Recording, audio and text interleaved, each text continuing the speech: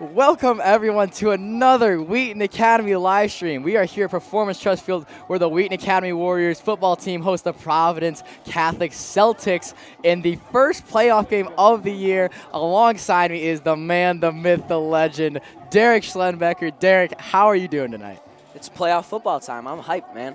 Everyone's excited to be here. It's kind of a cold night, as you can tell. Just a little warm tonight. I'm not getting cold tonight. You're not getting I bundle cold. up. I'm prepared.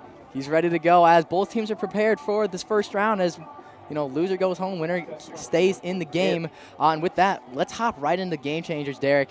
We have a couple big ones. The first one is turnovers on both sides of the ball, offense and defense for the Warriors. Last game, they did have 2 fumbles, I believe, so they need to clean that up a little bit. Here at Performance Trust Field, they do get to play at home, which is nice for them. We've seen them play very good at home, undefeated this year.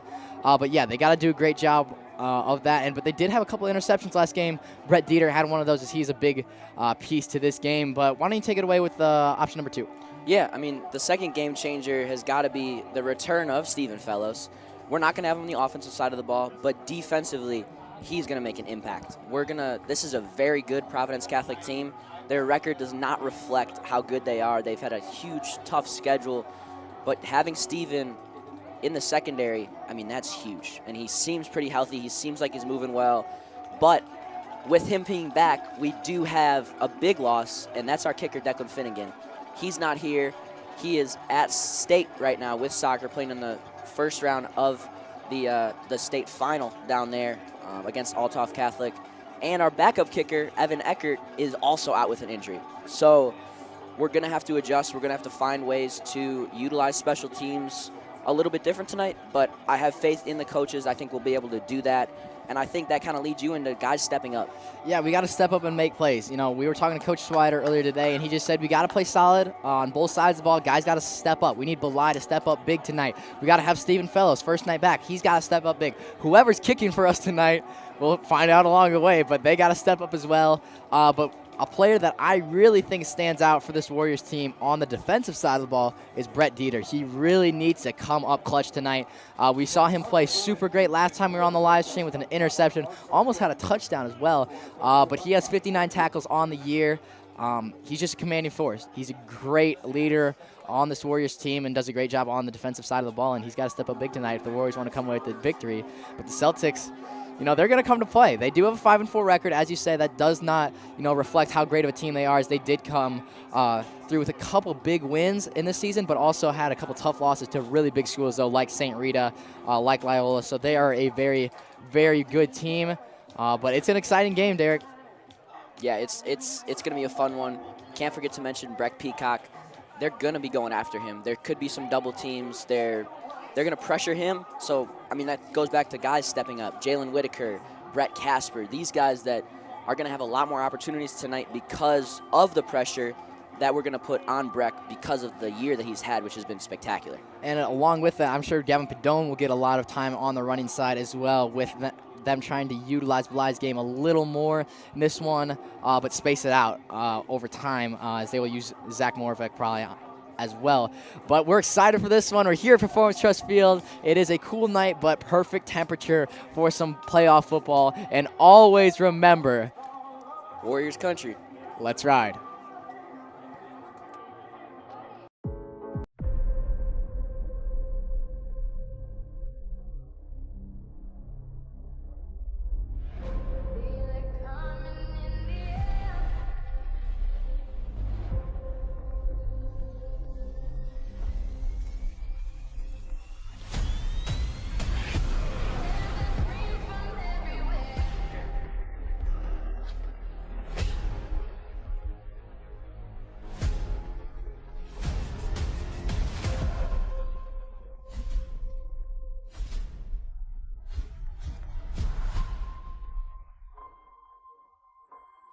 You're about to start play the first playoff game of the year for football, and it's going to be a great night, Derek. Charlie Canaris kicking off for us today.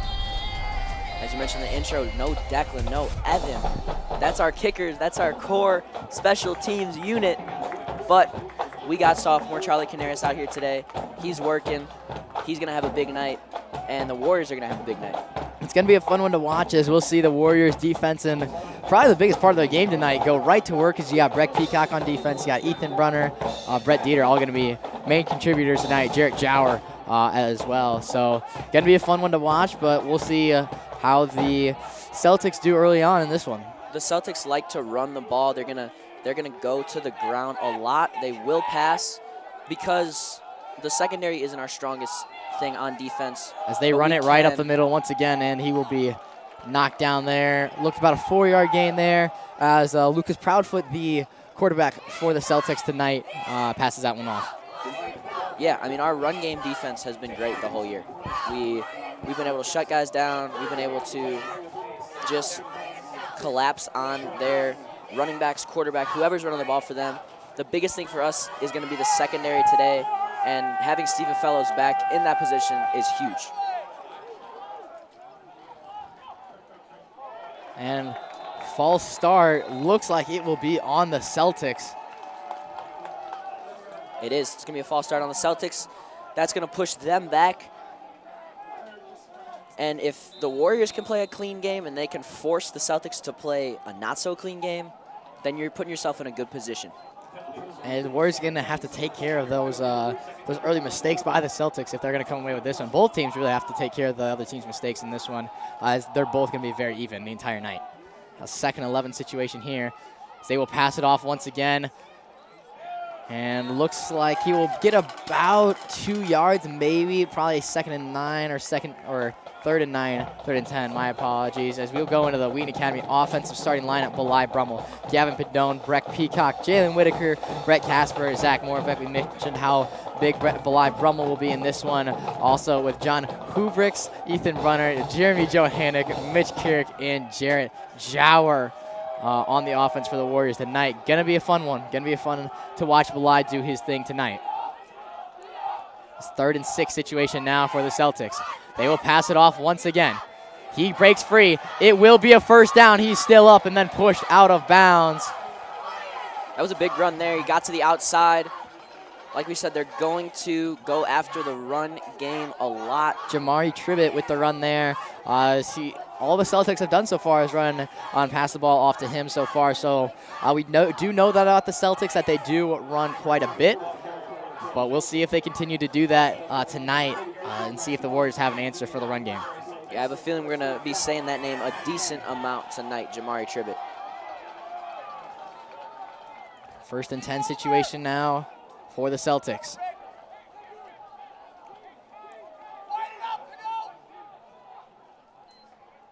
As Lucas Proudfoot winds up, looks downfield, and it is good.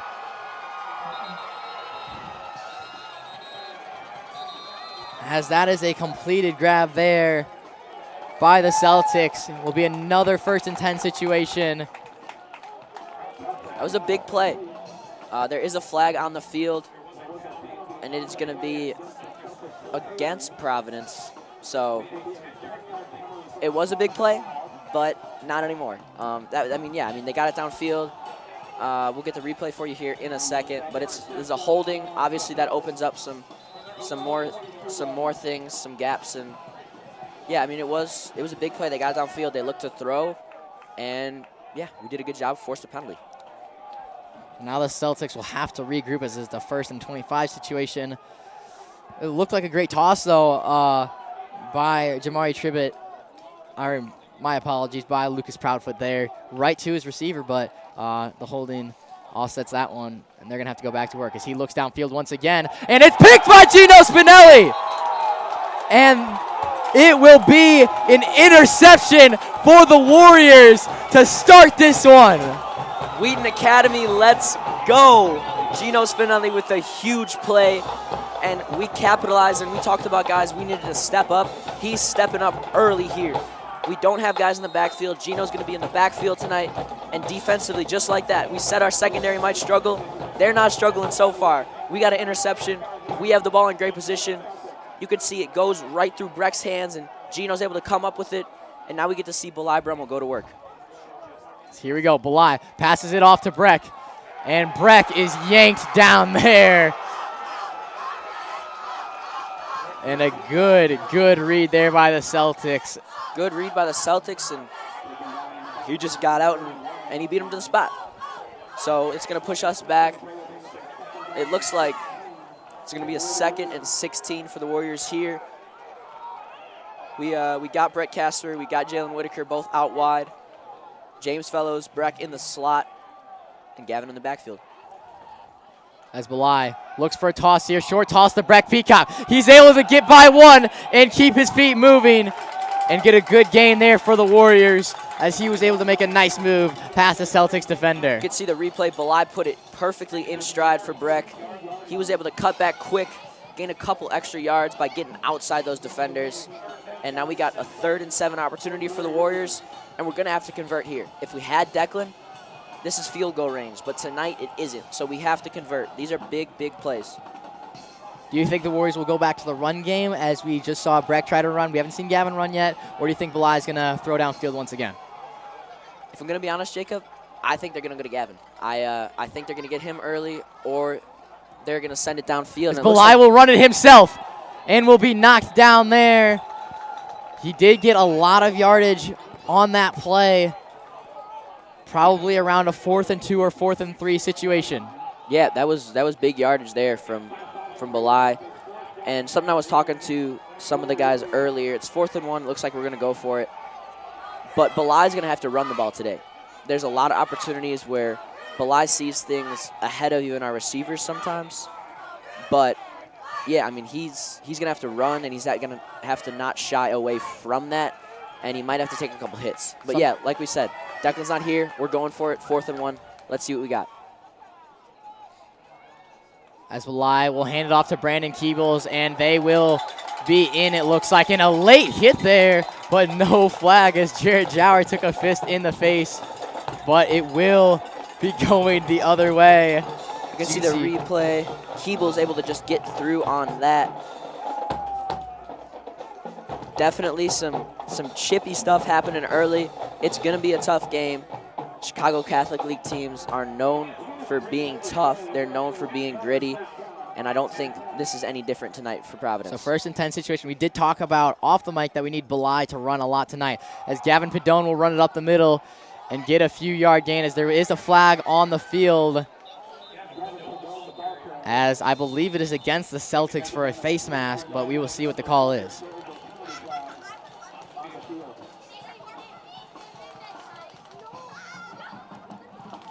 And if you're just joining us, the Warriors were able to turn over the ball with the Gino Spinelli interception. Big plays you can see here on the replay.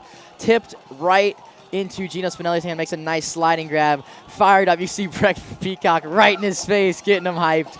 That was a monumental play to start the game for the Warriors. That's exactly the type of big-time play that you need. And it is going to be a face mask on the Celtics, moving the Warriors downfield into the red zone. And we're sitting at the 10-yard line. It's 1st and goal, baby. As the Warriors with a golden opportunity to start the game.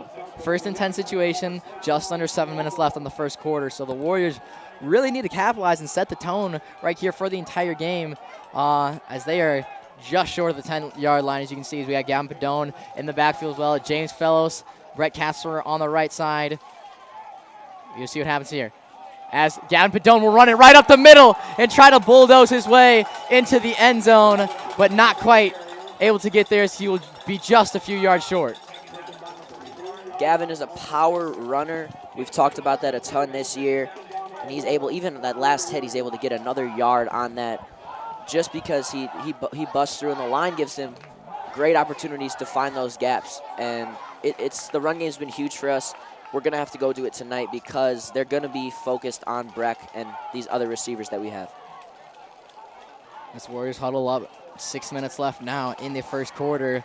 Another golden opportunity. It looks like they are right on the 5-yard line. Gavin Padone lining up in the backfield once again, as he passes it off to Gavin, who will come up short, it looks like. Probably around the 2-yard line. See here on the replay, Gavin Padone trying to bulldoze his way through. And yeah, get to about the 2. It's going to be 3rd and goal. We're probably just going to run it again. Maybe a QB keep for Belai.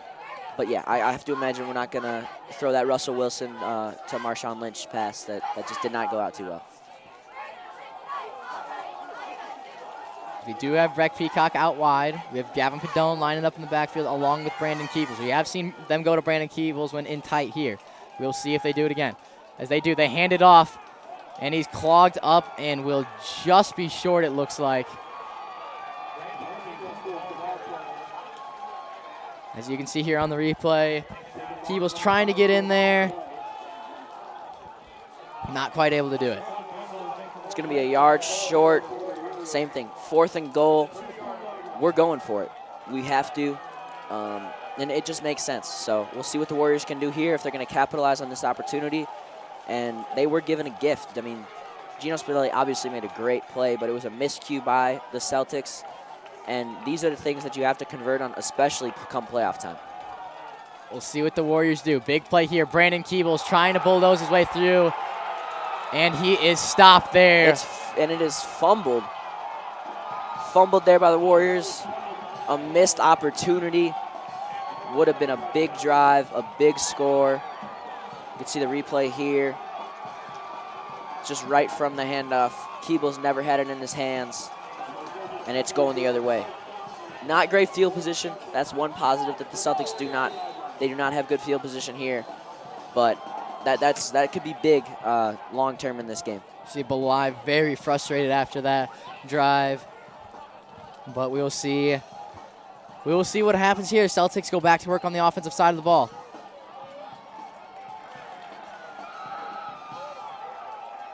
As players still up. Gets a big gain there. Looks like it'll be about a 2nd and 4 situation now for the Celtics. Yeah, the Celtics on that one, they're just trying to get out of that range where a safety is even a possibility. So they're just trying to open it up with the line and just send that quarterback through. And they did a great job of that, and the QB was able to get some yards after the hit. As you can see, Ethan Brunner late to that little scrum there, was able to grab the player and just yank him down with that entire group there. So we'll see what the Celtics do here as they will run the ball once again. And he will be knocked down there. Doesn't look like it will be a first down. It's going to be close on this one. And the sticks do move. It is a first down for the Celtics. As Jared Jower and Brett Dieter able to knock him down there. 1st and 10 situation now for the Celtics. This is Lucas Proudfoot doing a great job handing it off. As we've seen Jamari Tribbett run the ball almost the entire game today, as the one throw that Lucas Proudfoot has had was an interception to Gino Spinelli. So we'll see when they go back to the throwing game later on. 1-to-1 on turnovers so far, so even playing field. Here we go. They pass it off once again, and he will be tripped up and still moving, actually. And I think the Warriors thought that he was down there, but somehow able to maybe roll over or just not have his knee go down. We can see here. It looks like his knee was down, but they're going to give him the extra yards. We'll get this replay here again for you. And right there, his knee is, I mean, you can't see it, but you can only imagine that it's down, and it is down. But they're going to give him a couple extra yards on that 2nd and 3 opportunity. They hand it off again to Jamari Tribbett, able to get through, and a big hit there by Brett Dieter, but it will be a first down for the Celtics as they continue to move the ball up the field as the running game has been a force. The Warriors have not really been able to answer that one so far on the defensive side of the ball. They're not big gains, but they're moving it downfield. It's 3 yards here, 4 yards there, and you pile all those together and you get to run out the clock. We only got 2 minutes left here in this first quarter. It's a scoreless game, so yeah. So here he goes. They run the ball once again and is knocked down. About a 2nd and 9 situation it looks like now. Not a very big gain there for the Celtics, as that's the first run so far that the Warriors have really been able to stop. And Derek, why don't you take it away with the defensive starters of the game for the Warriors? We've got Brett Dieter, Gavin Padone, Brandon Keebles, Donovan Meters, and Gino Spinelli. And then on that line, we've got Isaac Lacasio, Jarrett Jower, Ethan Brunner, Jeremy Johannick, and Breck Peacock and Stephen Fellows playing safety for us tonight. 2 big names right there at the end. It's a 2nd and 7 situation now for the Celtics. They pass it off once again. as he will be tangled up and brought down just a little short, maybe a 3rd and 3, 3rd and 4 situation, 3rd and 2 maybe. As you can see, he's able to get through a couple of Warrior players, as that one was Caden Nickel running there for the Celtics. As they've done a great job so far in the running game. They haven't needed to use the throwing game. And the one time they did, the Warriors were able to pick it off. So we'll see if they continue to just run the ball until the Warriors are really able to stop them and force Lucas Proudfoot to throw the ball. But we'll see what happens here with the 3rd and 3 situation, as the Celtics need to capitalize once again. As he tries to run it himself right up the middle, and he will be able to do so. And that's a first down. I mean, if it ain't broke, don't fix it. And that's exactly what they're trying to do offensively here. They're going to beat it into the ground. They're going to run. The clock will probably run out here to end the first, and they're going to extend this game. And by the looks of it in this first quarter, not going to be a lot of points on the board at the end. So every possession is going to matter. And that's why it was so important if the Warriors could have converted on that last drive. I think there's going to be a lot of drives that are very, very tight right at the end. But the Celtics are doing a great job of moving the ball up the field. They started at around the 2-yard line and are almost all the way back to half now with a 1st and 10 situation. One last play before that. As he will throw it once again. He winds up to go downfield, and it is good and will be a touchdown for the Celtics. Alex Gibson getting that one from Lucas Proudfoot, and it'll put the Celtics up 6-0. That's a huge play. I didn't even think they were going to be able to get a play off, and now they've got a touchdown. Points are on the board, and he just beat out our guys. You can see he was maybe a misread there by our DBs, but he was gone, that big stride, and he was able to get out and put points on the board. We'll see if they can convert on the PAT here. As Donnie Meteors had a little bit of a misread on that one, but right at the start of the second quarter, the Celtics will be up, as the kick is good there. Celtics go up 7-0 here in the first quarter, but Warriors need to get right back in it. They have a chance. They need to get right at that. And with that, let's send it down to our sideline reporter, Anna. She will have the inside scoop for us. Anna, what do you got? All right, this is a huge game tonight. As you can see, we have so many fans from both sides. This is a very special game for Wheaton Academy, since this is our 2nd year in a row hosting the first round of playoffs. We have a great record, and we are bringing everything tonight. The coaches have told me that they have been working their whole hearts into this game, and they've been watching so much film, and they are expecting it to be a great and close game. All right, we'll see what happens. Back to you two. All righty, thank you, Anna, as the Warriors will get back to work here right at the start of the second quarter. They need something here, Derek. They need a little spark, a little energy, something to get them going once again. The Warriors feed off of energy. You've seen that all year, and they just need it here more than ever. We need a big play. We need a big return here to get us some yardage, maybe get downfield, put us in a good position for Belai to go to work. Belai, when he has space and time to throw the ball, has been extremely effective this year. I mean, he's got near 1,800 yards passing. He's done an exceptional job, and he has such a talented arm that we're going to have to utilize it if we're going to win this game. And putting pressure on their DBs and stuff will take pressure off of our running game, which is also strong. So if we can combat those in the right way, we're going to have a chance to do something here, but we need to score right after this and give them an answer. As Gino Spinelli and Zach Morvek looking to return this one for the Warriors. And the start of the second quarter, as that first quarter flew by. As here we go. The action continues. A battle for the ages between the Warriors and the Celtics tonight. And here we go, the start of the second quarter.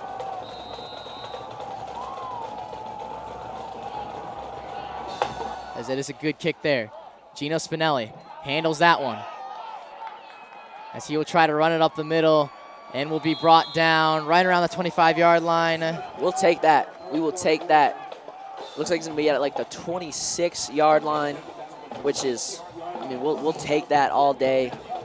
Now we get to see Belai use that arm, go to work, look to see if we can get Jalen Whitaker, Brett Casper involved on the outside. If we can get another big play out of Breck Peacock. He's had some highlight reel plays, highlight reel moments. This would be a great time for another one of those. So Warriors go to work here. 1st and 10 situation now. Lybrun with a high snap there. Gavin Pedone will run it right up the middle and breaks free. And it'll be about a 5-yard gain there for the Warriors. Good run there by Gavin. And our offensive coordinator, Coach Tunn, might have said, you're going to run it up the middle. We're going to do the same thing. So we send Gavin through the middle there. He's able to get some good yardage. 2nd and 6 here for the Warriors.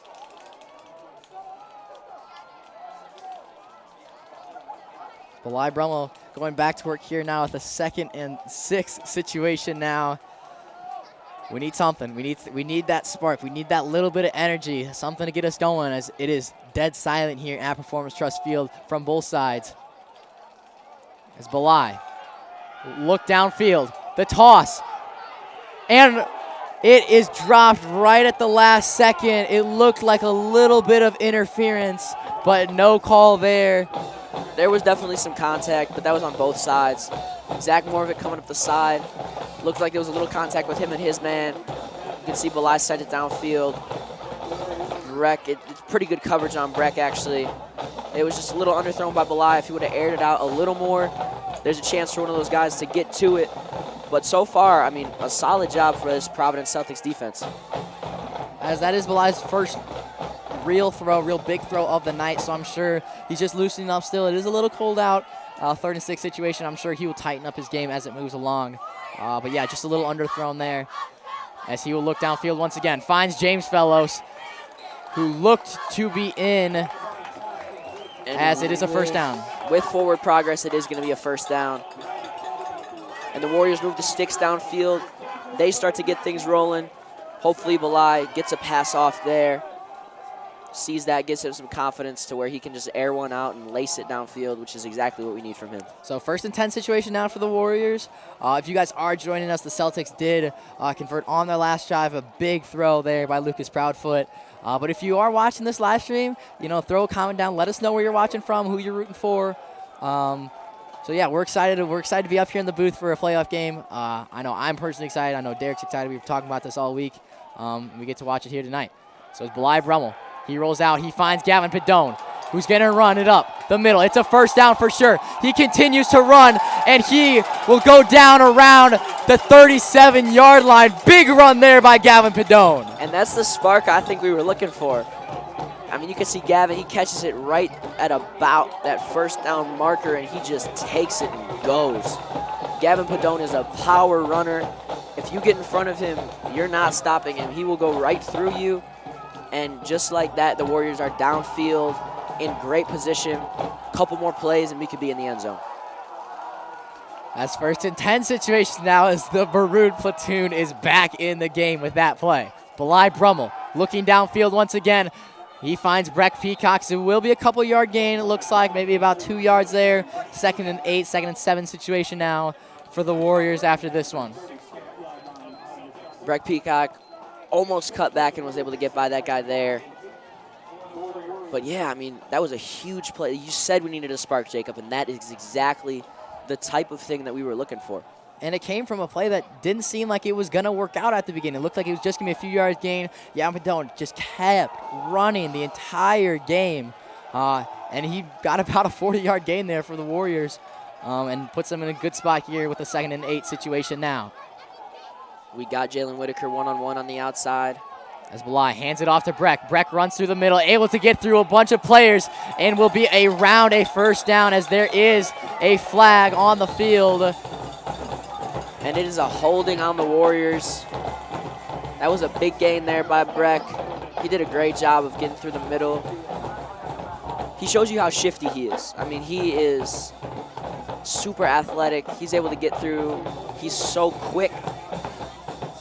But we'll see a replay on here in a second.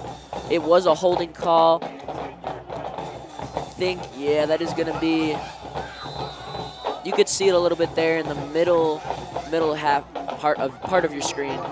There was a hold a little bit on the neck of that player, but that's going to push the Warriors back to a 2nd and 20.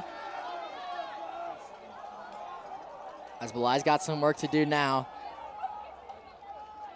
As Belai, under pressure, will throw it to Brett Casper. Brett Casper has got some room. Tries to bulldoze through. A little bit of a late hit there. but they get some yardage back. That was important. Now you let Belai go to work and try to throw it down the field and get a first down for the Warriors. But yeah, no, big play there. Big play. Good decision making by Belai. That's huge. He struggled. There's been some ups and downs the last couple of games with Belai, but he seems sharp, on point today, which is exactly what we needed from him. And Belai's a gamer, so he's going to step up when the moment's big. As that was some crazy reaction time as he was under a lot of pressure, spun back around and just found Brett Casper with a perfect throw there. So 3rd and 11 situation now for the Warriors. They need to get it close so they can at least go for it. As Belai, short toss, and there will be a flag on the play against the Celtics. It looks a little bit of a pass interference there. Yeah, it looks like there was a late hit on the QB.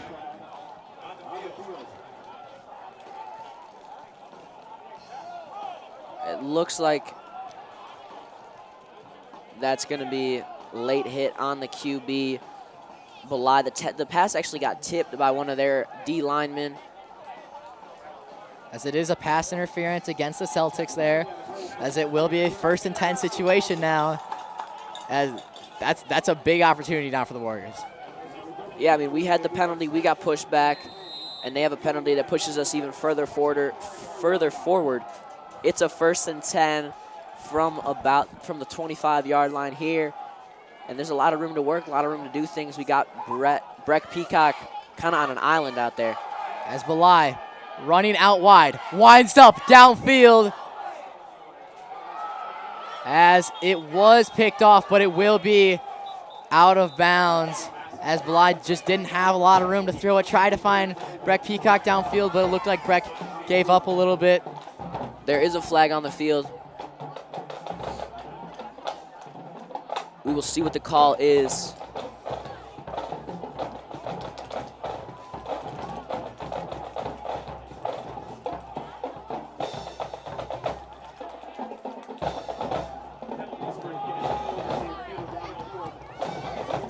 It is illegal man downfield by the Warriors. That is going to push them back a little bit. It'll be a 1st and 15 now for the Warriors. I think Belai knew that there was something wrong, so he just aired it out and flew it. As 1st and 15 situation now for the Warriors. As Belai looks for Jalen Whitaker, and there will be another pass interference call, it looks like, on the Celtics, as there was a lot of pushing and shoving there. And the Warriors are going to try to capitalize once again. And even with that, Jalen Whitaker almost mossed him there. That was super impressive. Jalen Whitaker has hops like no one else out here. He does a great job. He gets outside. But, yeah, that was a clear PI on that one. And, again, there's a lot of penalties here early. It has not been a super clean game, and usually when a score is 7-0, it's not going to be a super clean game. So it's going to be gritty. You can see the replay here. You can see he looks downfield, tries to find Jalen Whitaker, as I believe the pass interference was right before that. Couldn't quite see it, but you could see Jalen Whitaker still got up there and almost made the plays. It is a 1st and 3 situation now for the Warriors as they keep moving their way downfield. Belai looks for James Fellows. He does. James Fellows is almost in the end zone, just short. Big play there from Belai Brummel. Under pressure once again, makes a nice throw. Here's the replay on that one. Belai saw him early. James did a great job. He got a target, a name that we haven't talked about a ton this year. He's made some big plays, had some big scores.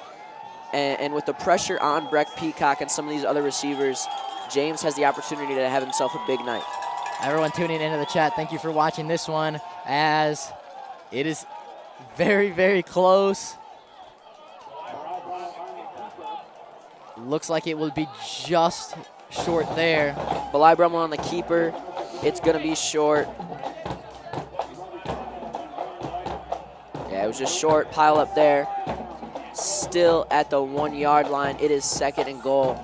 We've got to convert this time. We have to. Can't let another possession where we're inside the 10-yard line go by.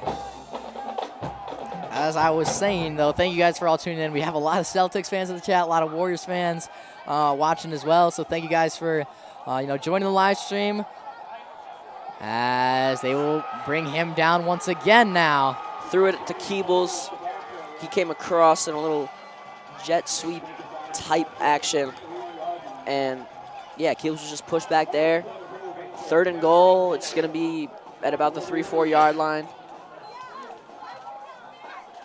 As they've teamed up Keebles very well tonight. That's the 3rd or 4th time so far in this one that the Warriors have looked to him and haven't been able to find the end zone. The Celtics have been tough so far when we're trying to get these runs. At the line of scrimmage, they've been very, very tough.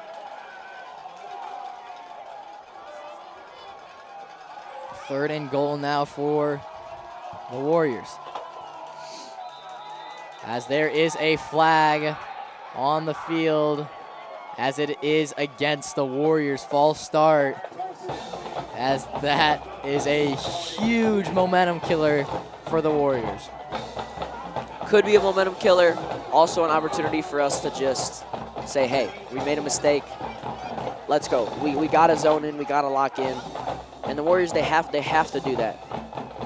Could give us some space, give us an opportunity to have a little more room to do something, which we do benefit from as the Warriors. We do benefit from that, having space. Belay, when he has room to work, usually making better decisions, usually doing a better job. 3rd and goal here. High snap. Belay under pressure. Able to run out wide. Dime pass, and there is another passing interference call against the Celtics. As James Fellows was a very, very good attempt at that pass. He was just short. But another flag on the field, as a very sloppy game overall so far for both teams in this one. A lot of flags early. We'll see what the call is here. It is going to be a holding on defense. That's huge, and it is that again, like every time it seems like we make a mistake, they fire right back with another mistake, and it's allowed us to move downfield slowly. I mean, look at the clock, Jacob. We're halfway through this quarter. The clock keeps ticking down. It's 7-0. The Celtics are up, but the Warriors in a prime position to do something here. As Belay under pressure and almost picked there by the Celtics. As the defense read that one perfectly. Belay tried to spin around, was able to find Gavin Padone, but Gavin just couldn't quite handle it and was almost picked off there. Threw it a little behind Padone on that. And we're going to have to go for a field goal here. Charlie Canaris is out there, number 80 for us.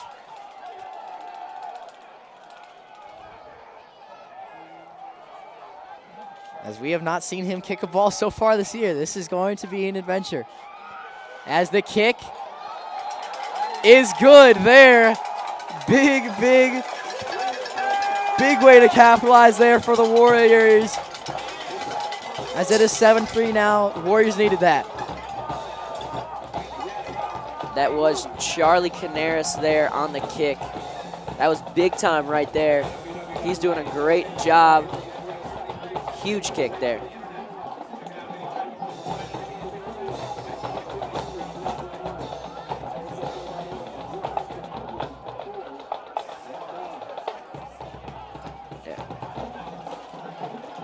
So the Warriors are on the board. It is 7-3 now. The Celtics are up. We've got just over 5 minutes left here in the second quarter. And the Warriors, they did answer. They didn't answer all the way, but there was an answer there. Still not able to get that touchdown there in the red zone. Lots of opportunities to do so. Just not quite as sharp early. But like you said, Warriors can be a second half team. We've seen that happen throughout the year. And there's still a lot of time left here in the second quarter. I know this game has gone very fast so far, but there's time. It could be a quick turnover or it could be a touchdown in the first play. I just never know what's going to happen, as Charlie Canaris will kick this one downfield once again. And a good kick there by Charlie As that Canaris. one is bobbled there. He bobbles it. And then will be brought down around the 14-yard line now, and the Warriors got to capitalize on that too.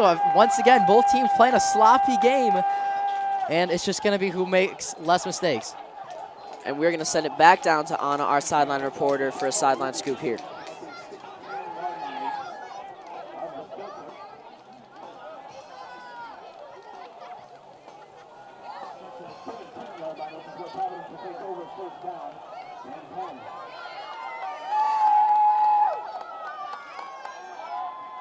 Alrighty, Celtics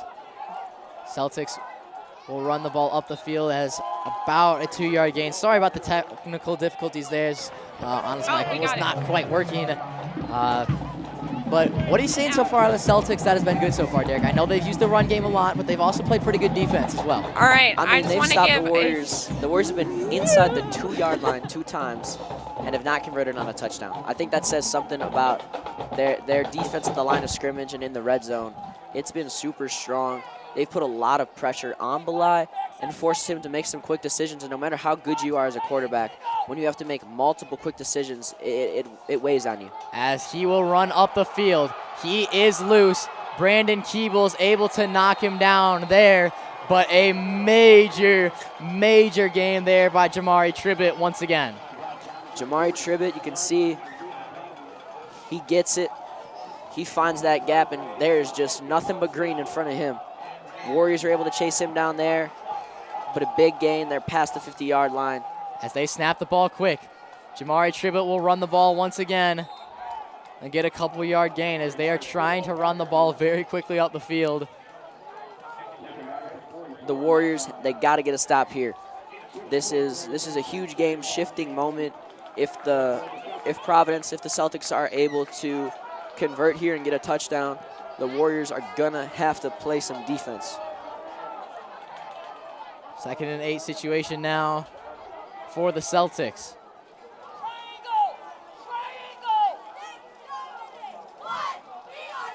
As they pass it off once again, Ethan Brunner able to bring him down there as the Warriors needed that.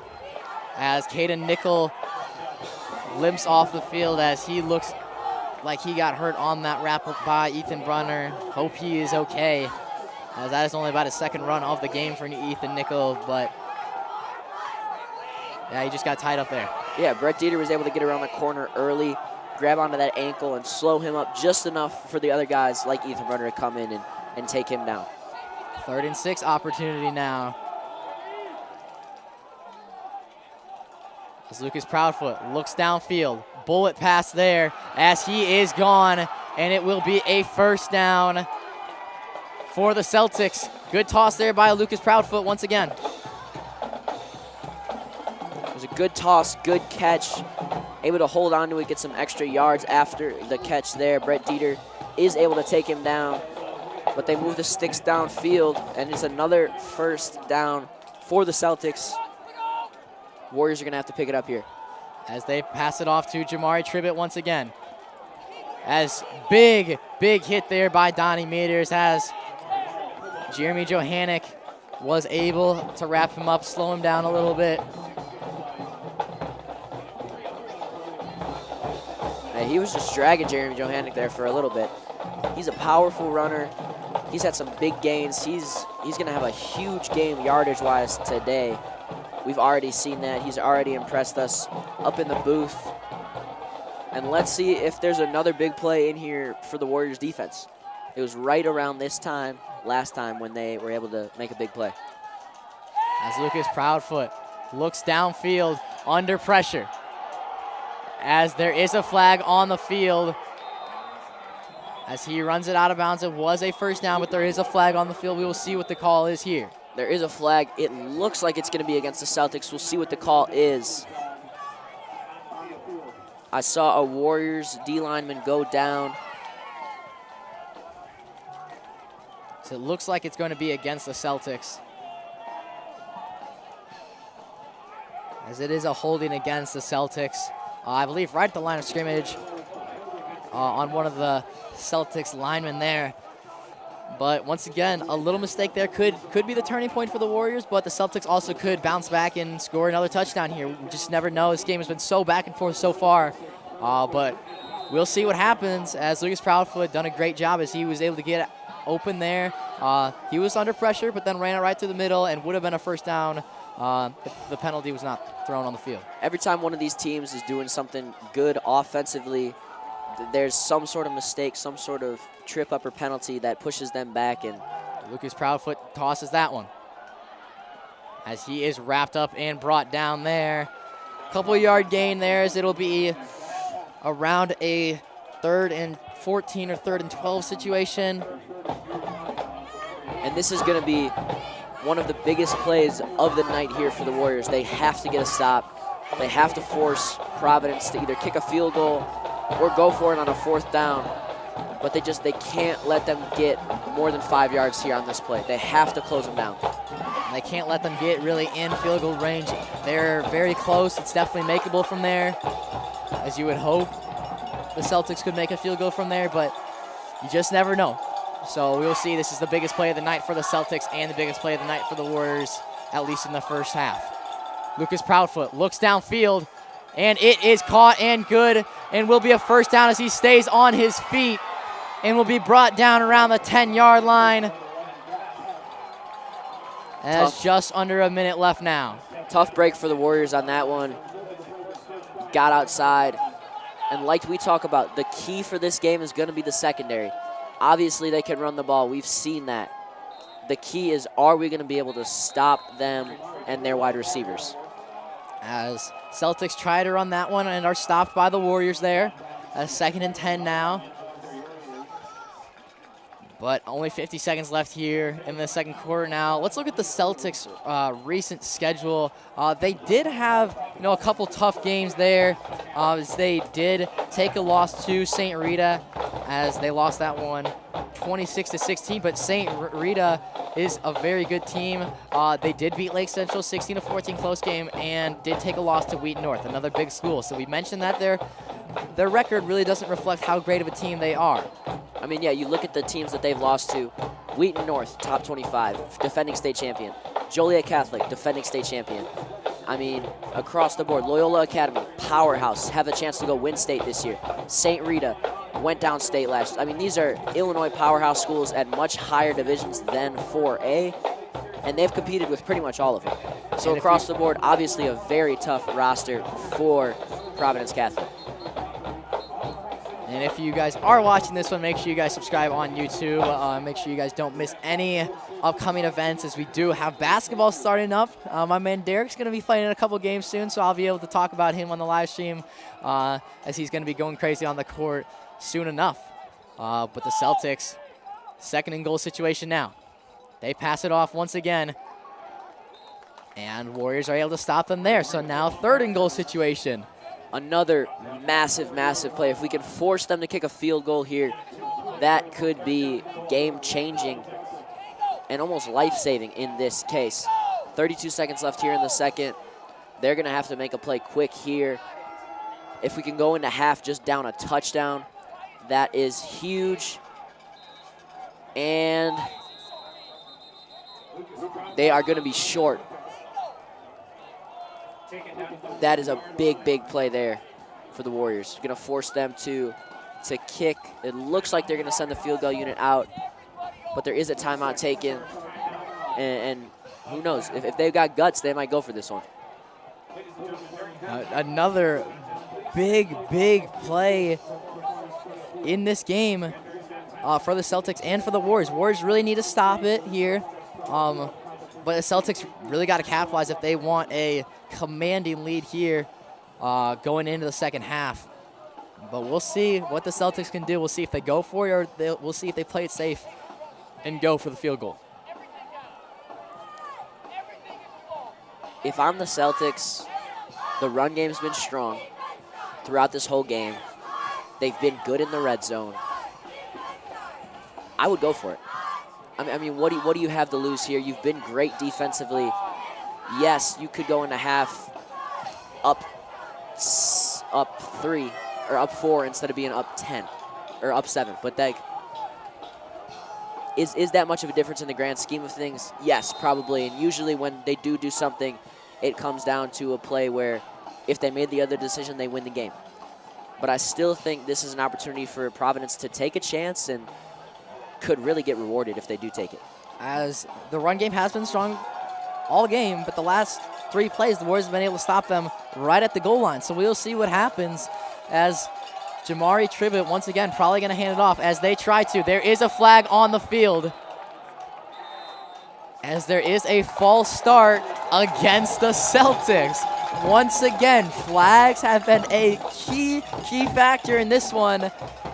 And another big mistake by the Celtics, as the Warriors have had plenty of those as well. But that one will push them back, as now another 4th and goal situation. But they're on the other side of the 5-yard line now, Derek. That was a big play. That is a huge penalty call there. The Warriors, like you said, Jacob, they have been strong in the red zone on defense. They've done a good job. They've held them pretty solid. The touchdown for Providence, it was a shot downfield. It wasn't in the red zone where they had to do the dirty work inside. So, yeah, I mean, this is a big play. It looks like they are going to kick a field goal here now and attempt to do that, which it's going to be a touchdown game going into the second half most likely.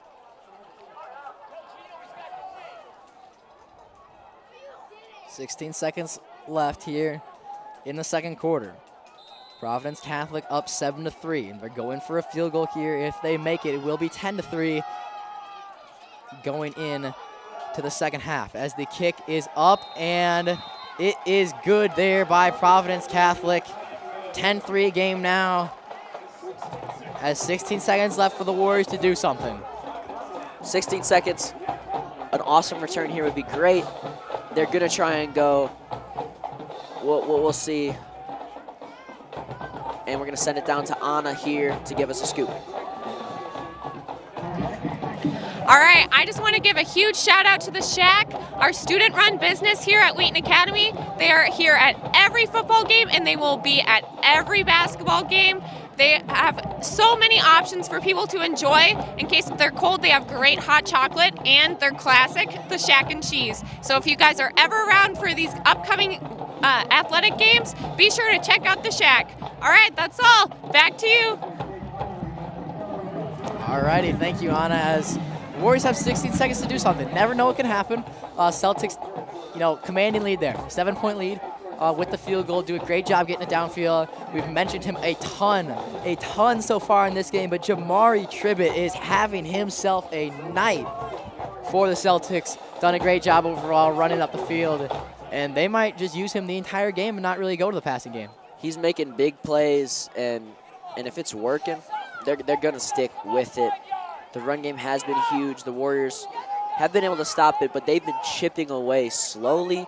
And especially as you get into the second half, you're looking to run some time off the clock. They've done that the entire first half, too, so I don't see why they would change anything, at least offensively, going into the second half. Here we go with the kick here. A little squib kick there, and Brett Dieter will be able to pick it up. He tries to run out wide. As 9 seconds now on the clock.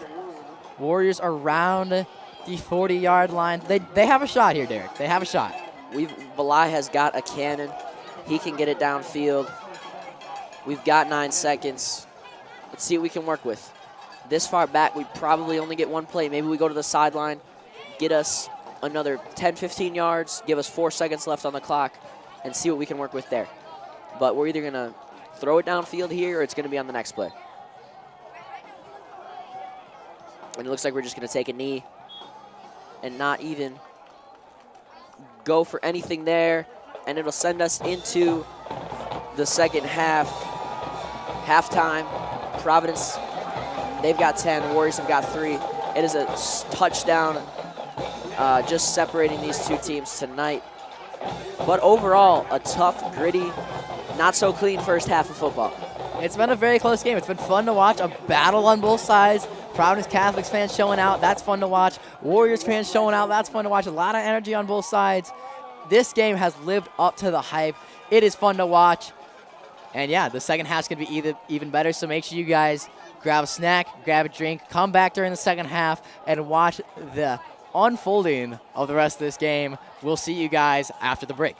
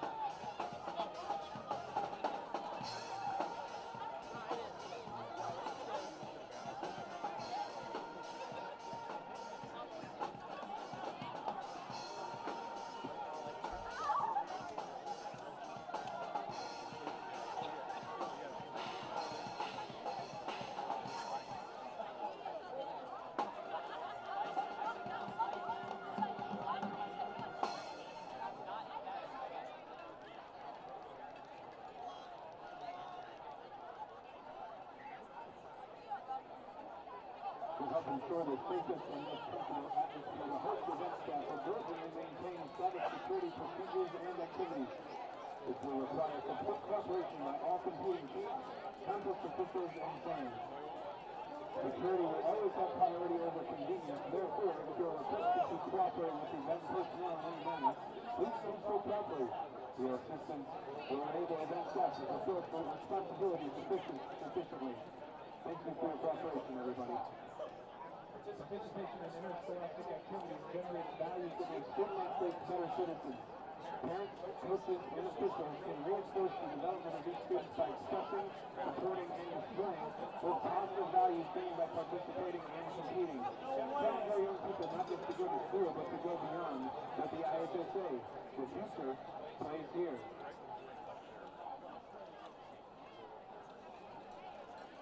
The IHSA and the Illinois State Police wish to remind you that drivers who use handheld devices are 4 times more likely to get into crashes and serious enough to injure themselves. Distractions cause infractions. www.ihsa.org is the address for the IHSA website on the internet. Check it out anytime you want to find out immediately what's happening in high school activities throughout Illinois. IHSA.org is your home to scheduled stories and more.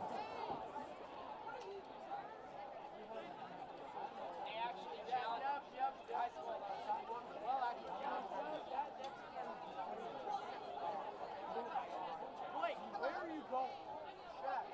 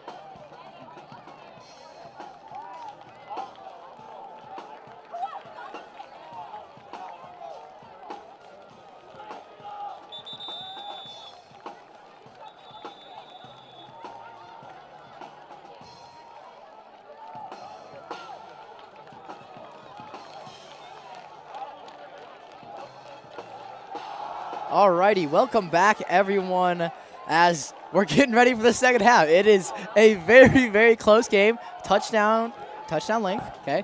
It's gonna be fun. Second half's about to start. So the Warriors will return to start the half. But wow, very, very close game running in the second half. And with that, let's take it down to our sideline reporter, Anna, as she's bringing in one of our teachers into the mix. All right, I'm here with Mr. Eric Bowling, who used to be a football coach and a basketball coach here at Wheaton Academy. Now, Mr. Bowling, you've been watching this game. What do you think we've been doing really well as a team? I think we've done a really good job, for the most part, bottling up their running back, that number 7, not letting him break too many big plays. I think we've done a really good job controlling that. We've given up a couple big plays, but overall, we're keeping this game close. Yeah, I totally agree. And now, what do you think we should do to get more points on the board? Yeah, well, we got to be able to control the line of scrimmage, and so when we get the ball down within the, close to the goal line, we got to be able to punch that ball in and get touchdowns. Yeah, couldn't agree more. Now, the basketball season's coming up. The women's basketball team has their tryouts this Monday and then the boys a week after.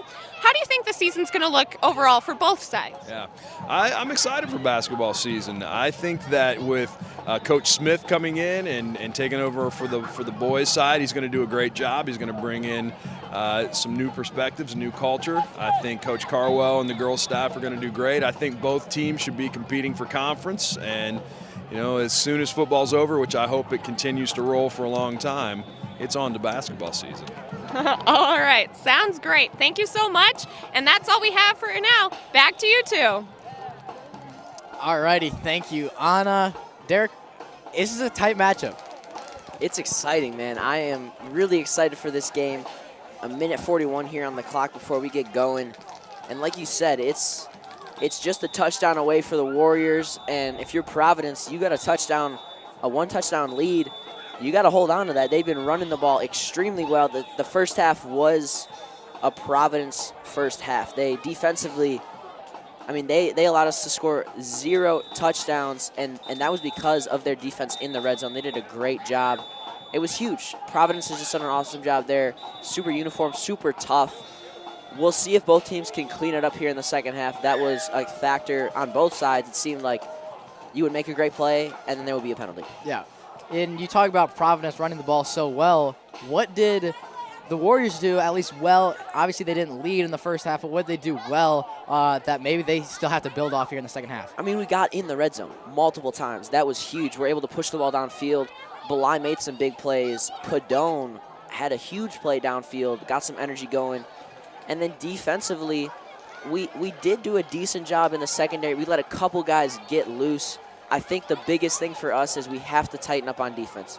It has to be a no-mistake second half defensively and offensively. Tighten up. We just got to keep getting in the red zone, give ourselves more opportunities to score the football. I think Belay's also done a great job tonight. Even though we haven't capitalized on it with a touchdown so far, under pressure, he's been near perfect, really. He hasn't gotten a ton of yardage downfield, but he hasn't had that many incomplete passes under pressure either. And that is also, you got to be thankful for the flags that have been called on the field against Providence, but also Providence got to be thankful for the flags on the field against the Warriors. So both teams have capitalized on the flags that have been thrown. But, yeah, I really say the player of this game so far has got to be Jamari Tribbett, running back for Providence. He's had a great game. Jamari Tribbett's had a huge game, massive first half. The Warriors are obviously going to focus on him, and I think coming into the game, he had to have been a focus for them. But even with that, he still had himself probably 100-plus yards in that first half rushing. He was getting out and going. Just a solid job all around by Providence. Offensively, they were able to hit receivers downfield. Their big touchdown play was a pass downfield for about 60 yards. So we'll see. The Warriors are receiving, and this is a big first drive. They can capitalize here, and the momentum this whole second half can be theirs if they score here. All righty. Gino Spinelli will return this one for the Warriors as he bursts right up the middle. He will get a little bit of a gain there around the 25-yard line. Once again, 26-yard line. Almost symmetrical of the return he had earlier in the game. We'll take that every time. Last time we were able to push this all the way downfield into the red zone. We'll see if we can do the same thing here. Belai Brummel is going to have to tighten up, and it's going to be a huge opportunity for Belai to prove to us why he is one of the best quarterbacks in the state of Illinois. He's had an awesome season. Numbers-wise, there's not many guys who can compete with him. This is a moment where he has to shine. As Belai throws it to Brett Casper, it will be around 1 yard, maybe 2 yard gain there for the Warriors. Not a bad start. Not a bad start. Not at all. We just want to move it downfield. It was a little bit of a screen action there. Brunner wasn't able to get a great block, but still a yard or two there, 2nd and 9, so a yard gain there. It's yardage. That's all we're looking for. It's just positive yardage every single time, so where we can add those short gains up and get ourselves first downs. As it looks like the Warriors will go back to the throwing game. Belai under pressure, able to continue to run the ball for maybe about a yard gain as that ball was almost stripped from Belai, but he was able to recover there. Belai spun out, able to get out of that. And it was a gain of 1. 3rd and 8 for the Warriors. They're probably going to throw the ball here. But Belai doing a good job, not getting sacked, able to get out of there and get us a yard, some positive yardage again like we talked about. The Warriors need something here, otherwise they're going to find themselves in trouble early on in this second half. But the Celtics have done a great job defensively so far in this one. As Belai, under pressure, throws it downfield and will be incomplete as he was looking for Brett Casper. Looked like Brett Casper just didn't turn quite quick enough, and it was just out of his reach. Just out of the reach of Casper there. Belai to put in a tough position. This Providence D-line is big, they're strong, and they put a lot of pressure on Belai.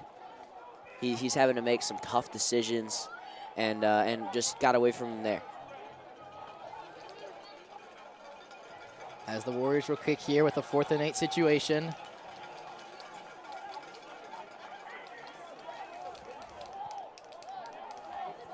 Brandon Hoekstra is going to be punting here for the Warriors. As a good kick, far downfield there, picked up, and he will continue to run with that one and then run it out of bounds as there is a flag on the field late. And that could have been a scary return there. If he didn't get hit initially on that one, he was gone. He had a full head of steam. He was running full speed as he caught the ball. That they were able to get him out of bounds. We'll see what the flag is here. You can see here on the replay, caught it with his feet in motion. Jimmy Johannick not quite able to get enough on him, and then he just had to run right out of bounds. But yeah, big play there by the Celtics as they're lining up right around the 35-yard line.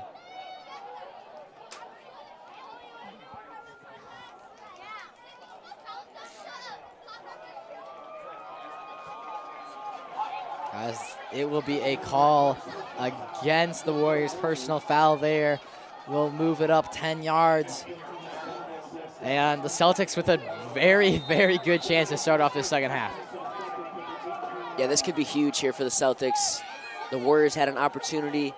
They were the runs receiving the kick, and now the Celtics have an opportunity to score early on in this third quarter, and that's a big game there from the player of the first half, Jamari Tribbett.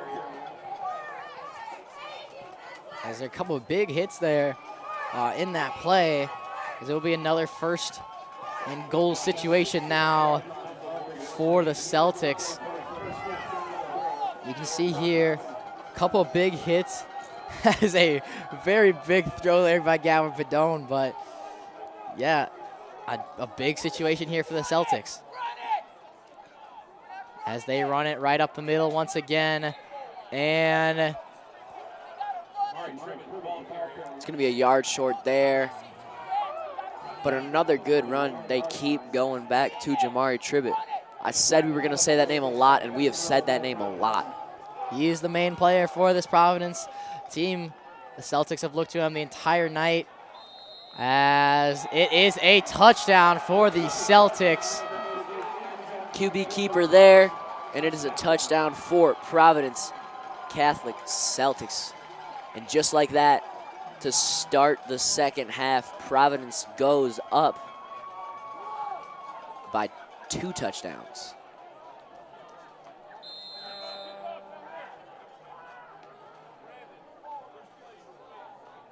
As they will go.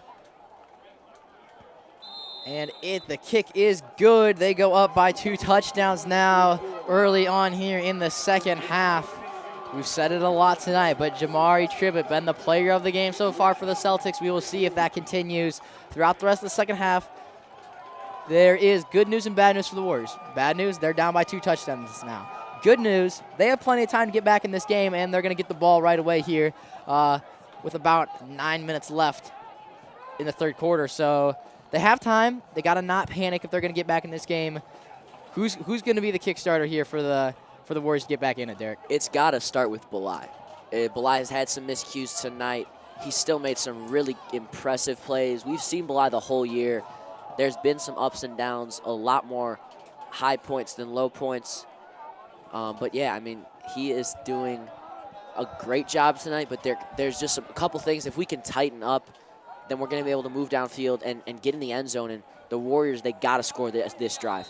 This drive could take us to 2-3 minutes left here in the third. And once we get to the fourth, being down by 2 touchdowns is going to be sketchy.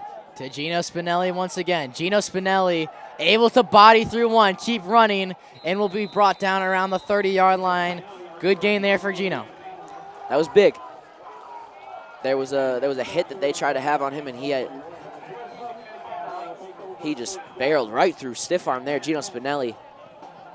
He's tiny, but man, he ran with some power there, and he had a burst of speed.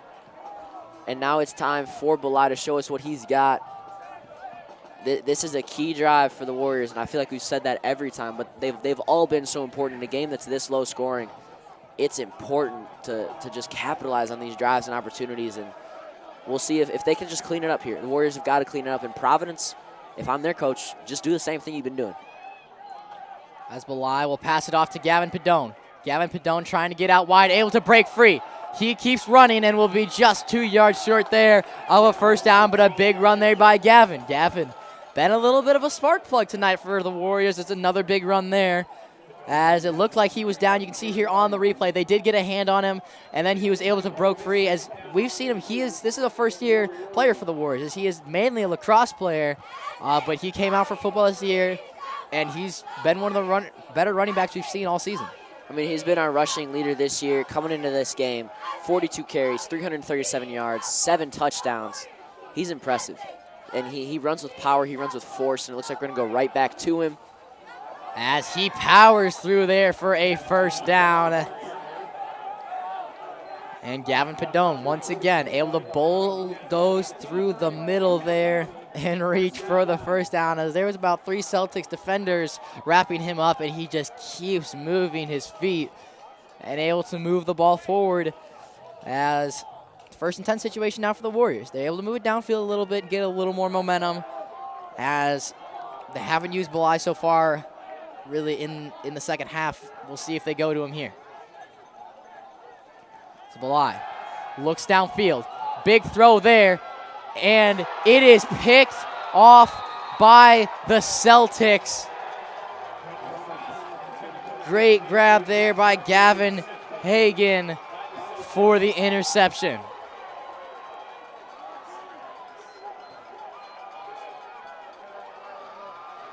It's a tough break there for the Warriors, and a big play by Providence Catholic. They keep making big play after big play, and at some point the Warriors are going to have to respond, and that's going to have to be sooner than later.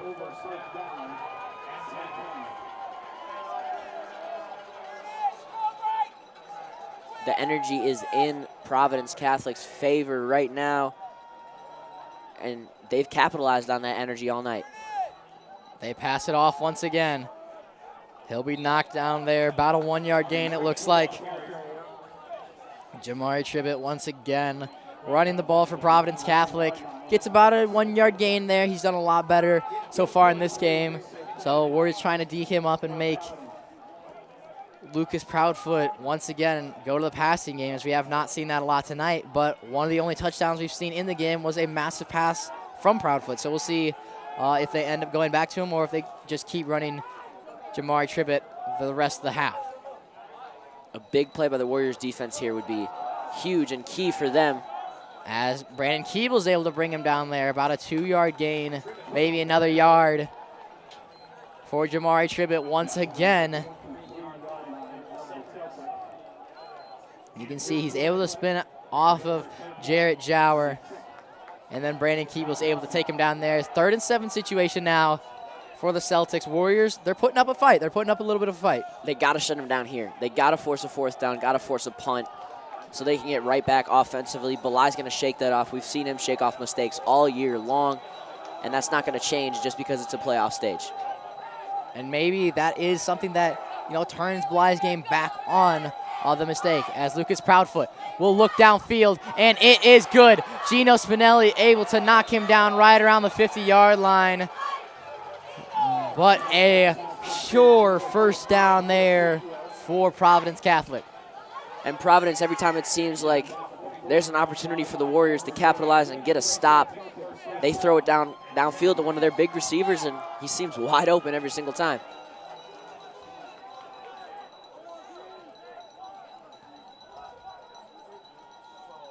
Jamari Tribbett trying to run it up the middle once again, and he's able to break free, and it will be another 1st down for Providence Catholic.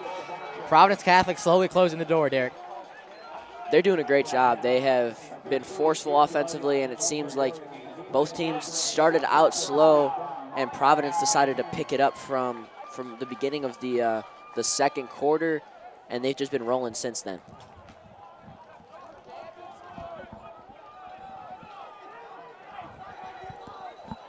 Another 1st and 10 situation here.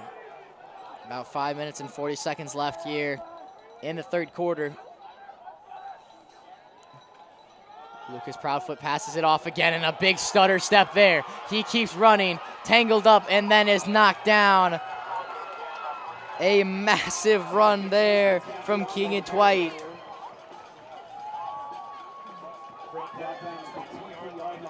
That was a My big apologies, run. Mason Santiago with a major run there.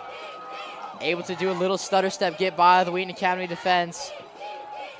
Yeah, I mean, that was impressive. He spun off of a guy. It looked like Breck Peacock was about to come get him around the corner, but he just kept going, kept running. And it's another 1st and 10, and they go right back to him. Flags on the field. 2 flags on the field there as they went right back to Mason Santiago once again. About 5 minutes left here in the 3rd quarter, holding against the Celtics. So that will push them back a little bit. 1st down, though, for the Celtics. You can see, once again, another good move by Mason Santiago. We haven't seen a lot of action from him tonight, as we've seen a lot of Jamari Tribbett. But, yeah, Mason Santiago doing a great job. First penalty of the half for the Celtics. They had a decent amount in the 1st. Both teams, it was a penalty-ridden 1st half. But it seems like they've cleaned some things up.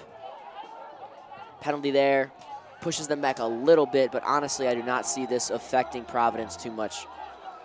The Warriors, they need to lock in defensively. This is a key stop here.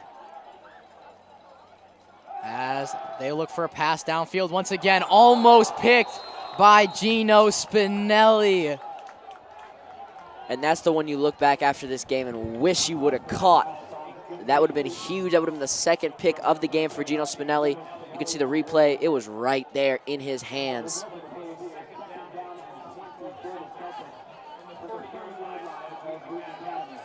Second and 20 now for the Celtics. I'm sure they will go back to the run game, as they need a little bit of yardage here. As Gino Spinelli almost with his 2nd pick of the night. That would have been a huge play. That would have been that spark plug that they needed.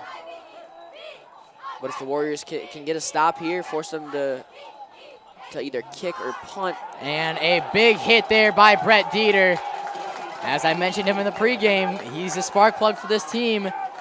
And with a little bit of a big hit there, could turn the tables a little bit for the Warriors and get them a little more momentum. But they're going to need a lot. And I can already sense the energy picking up on this Warriors sideline, and they've still got some energy to build up here, but a stop here is, it's going to be the biggest game changer that they can ask for. They got to get a stop and get back on the offensive end and then put the trust in Belai at QB. 3rd and 23 now. As short toss there. And he will be knocked down. And he will be in field goal range. So I'm sure they will try to kick a field goal here. They are just short of the 30-yard line, probably around a 34-yard kick. A little more for the Celtics. Or they could go for it, 4th and 23 situation, but I'm sure they will kick it here. Yeah, 4th and long. It actually does look like they are going to go for it here. Not much to lose. Maybe your kicker doesn't have the best leg on him. So yeah, they're going to go for it. Maybe they send it downfield. They got some receivers out wide. We'll see what they can do here. As they do, they send it way downfield, and it is no good. Turnover for the Warriors. Turnover on downs there. Looked like there was some contact on the pass, but nonetheless, great job by Donovan Meters. And now it's time for the Warriors to try and turn things around and get some things going here. You can see Donovan Meters on screen. Had a mistake early. He's making up for that in the second half. He's been a beast so far by us. As Belai Brummel will go back to work. They need to get it downfield quick.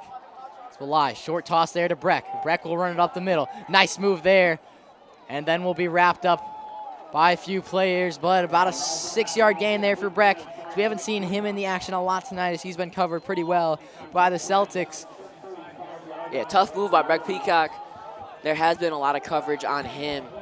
I mean, he's been our guy this year, right under 800 yards receiving, a ton of touchdowns. Overall, probably been our biggest piece offensively, and Belai's favorite target this whole year as he goes Belai right back throws to it right back to Breck. Breck is loose. Good move there. He will run it downfield. Breck Peacock around the 20-yard line makes another move and will be brought down around the 10-yard line.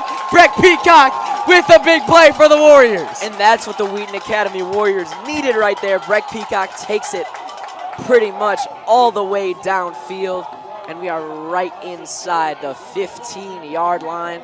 Looks like we're going to be sitting at about the 12, and just as we were talking about Breck, he makes one of those highlight plays that we've been talking about. He cuts back, beats a man, gets outside, and is almost able to sneak himself into the end zone there. You can see it, just a short pass coming across the middle. And when he gets some speed, one cut back there, that's his favorite little move.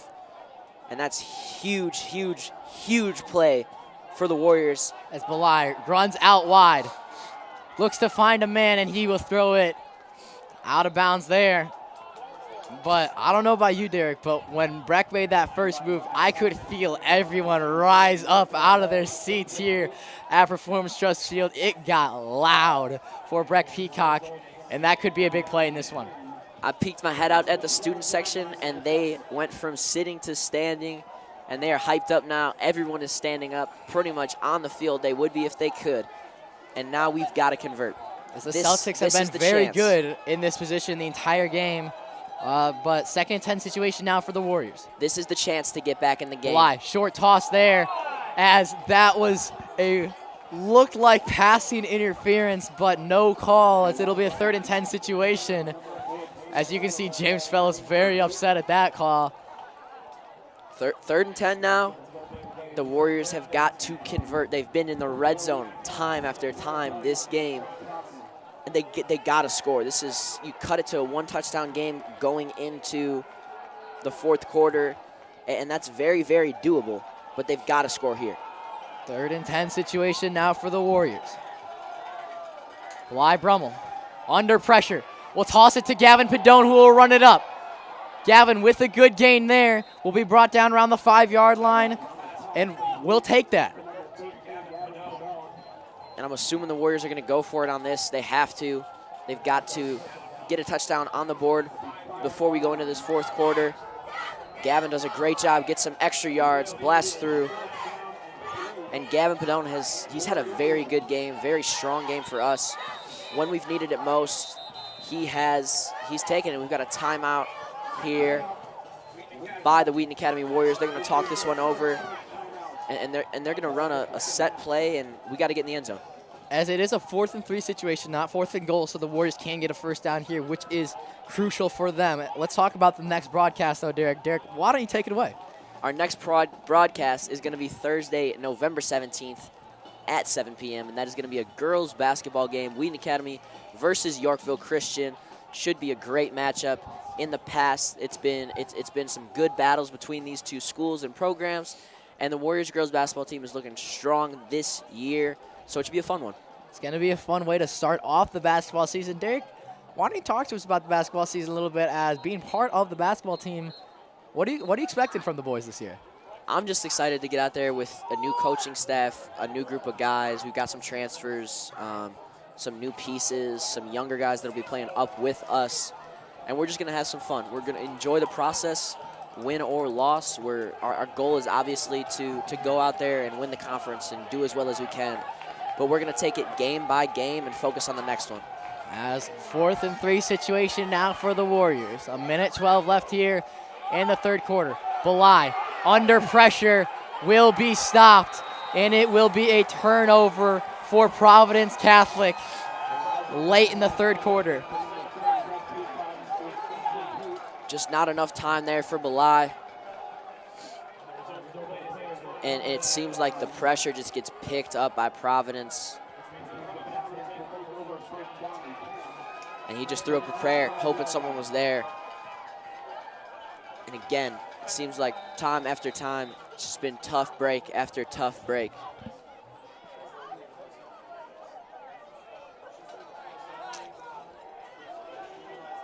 A minute left here in the third quarter now.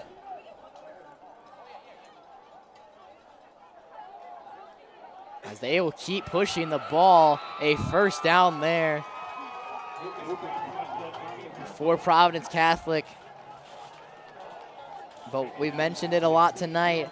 As soon as the Warriors get in the red zone, Providence Catholic has tightened up. And for the third time tonight, they do that. Yeah, it's been impressive. Providence has, I mean, it's every single time the Warriors are in the red zone or in scoring position or are about to make a big play, it seems like Providence's defense just flips a switch, and it's like it's IC's defense out there like we saw earlier this year.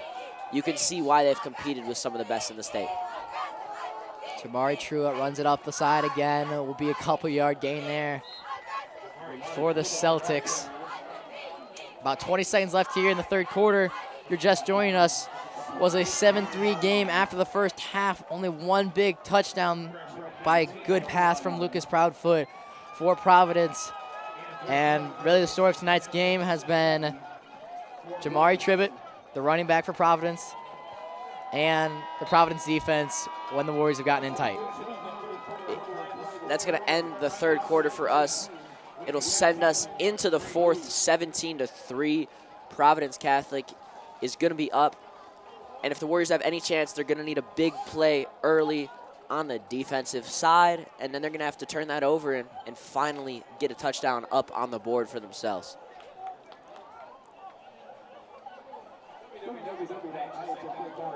And we are going to send it back down to Anna for the last time tonight. Anna, what do you have for us? All right, I just want to let you guys know about a few events we have coming up. We have our girls basketball game. We will live stream that on WAD TV on November 17th. We also have Evening in the Furnace, along with our Christmas concert coming up, along with our boys basketball games. So please come out and support that. All of our basketball teams are going to show out this year, so you better too. And we have worked so hard on our Christmas concert. We're prepping hard, and our Evening in the Furnace has put in so much work. So make sure you come out to that. That's all. Back to you. All righty, thank you, Anna. As the Celtics will go back to work here in the start of the fourth quarter. And here we go. They pass it off. Jamari Truitt once again will be brought down. About a 1-yard gain there for the Celtics. Probably 3rd and 6 situation for them now. as the Warriors just need some energy. They play very well when they have energy, Derek, but it's been such a tight matchup that they haven't really been able to possess any momentum for very long. And Providence Catholic has done a great job at maintaining their momentum the entire game.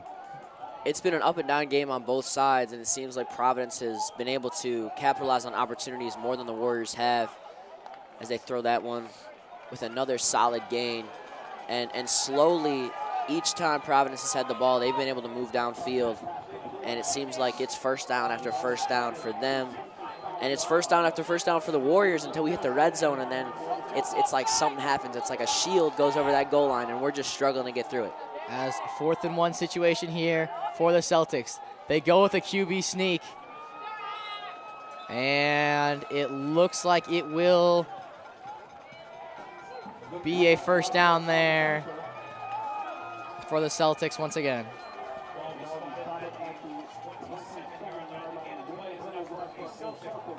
You can watch that clock ticking. That has to be nerve-wracking for the Warrior coaching staff as it's the 4th quarter, 10:35 left on the clock.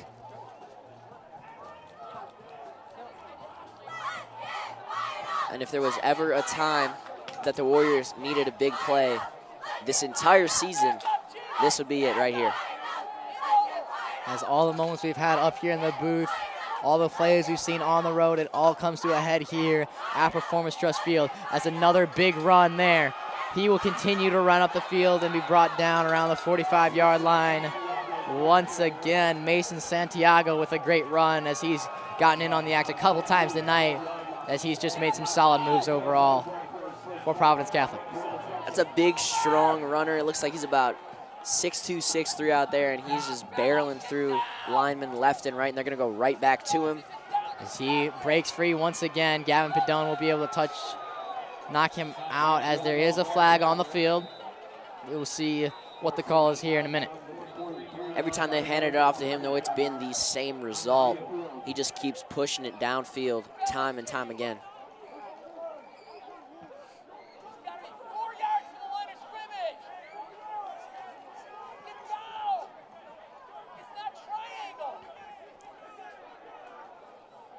As it is a holding against the Celtics. That will move them back a little bit. But Derek, so far in this one, what's been missing for the Warriors, really? I think we can all say that they just haven't capitalized on their big opportunities, but what piece of their game has really been off for them? I think that they haven't had the opportunity or challenge of really capitalizing on opportunities the whole year. Our schedule has not been the most difficult, and I mean, you've seen it. We had 4 shutouts in a row. We've had 5 shutouts this season, and we just beat team after team by 20, 30, 40 points. And Providence is sitting over there right now, 5-4, barely getting in the playoffs. And they've played Loyola. They've played Wheaton North. They've played St. Rita. They've played Joliet Catholic. They've played these teams, and their strength of schedule is playing to their benefit right now as they've been in these situations where there is pressure and they have to convert. And you can tell the difference of this. They've been in these situations more than we have, and I think it's an experience thing at this point. But there still is time for the Warriors to do something. They got to get a stop here, though. 2nd and 9 situation now. And something you do love to see is Mitchell Carrick is on the sidelines right now. He's done this the entire game, but he is just yelling at his guys, stay in it. This game is not over yet. And that is what you want to see out of an athlete playing to the final second on the clock. As the Celtics will go back to work here with a 2nd and 9 situation.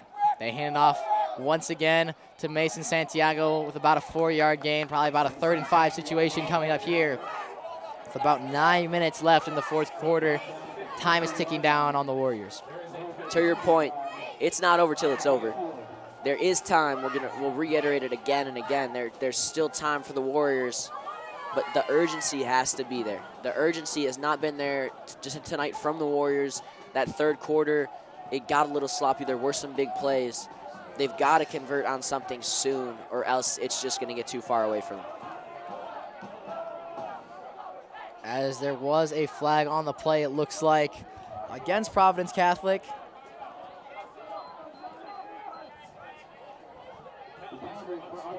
Unsportsmanlike conduct against Providence Catholic.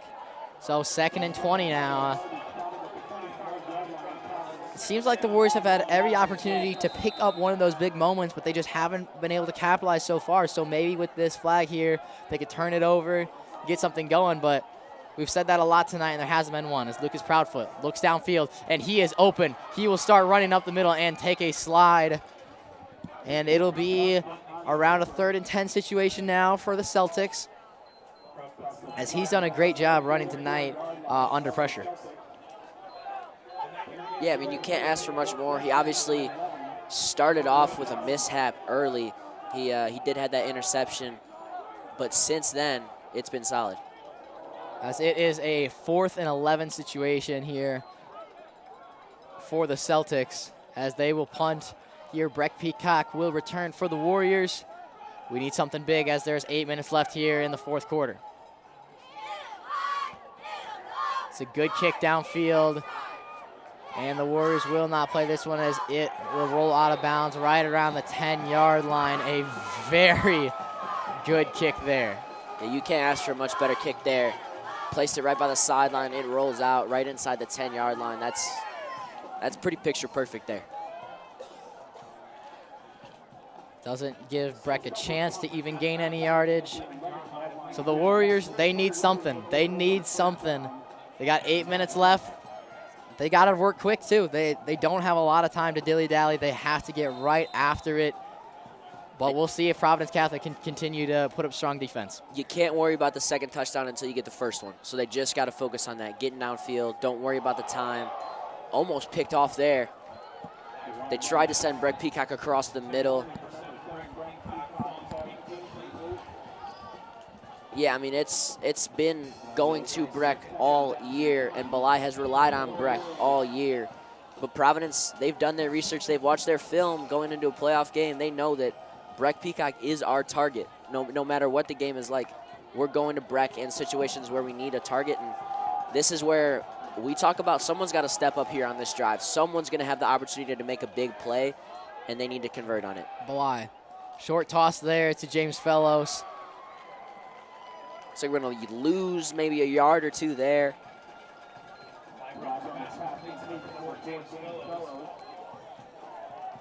It looks like it'll be like a 3rd and 11 situation for the Warriors, as they need some yardage once again. Yeah, this is obviously this is a huge play here. Could honestly be the last opportunity for the Warriors to make sure that they can have a chance to get back in this. This could be the play of the game right here. Belai looks downfield. Toss there, and it will be incomplete, and a 4th and 11 situation now for the Warriors.